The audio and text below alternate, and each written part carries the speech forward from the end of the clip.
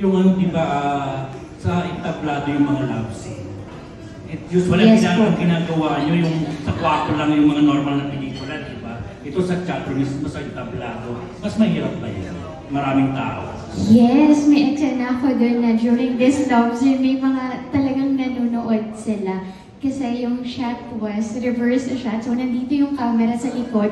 Nandito kami love scene. Then, there are people in front of us. So, isa yun sa mga challenging din na ginawa namin. Kaya, sa mga theater actors, saludo po ako sa inyo. Okay, Asa. Yun po, parang first time po siguro namin, first time mo rin ba, na mag-love scene sa stage, sa entablado talaga. Kaya po parang na-experience and na-unlock na rin namin yun na may ganun na kami. Kakaibang experience, hindi po kagaya sa iba na nakikita natin. Kaya po, mas kaabang-abang siya panoorin kasi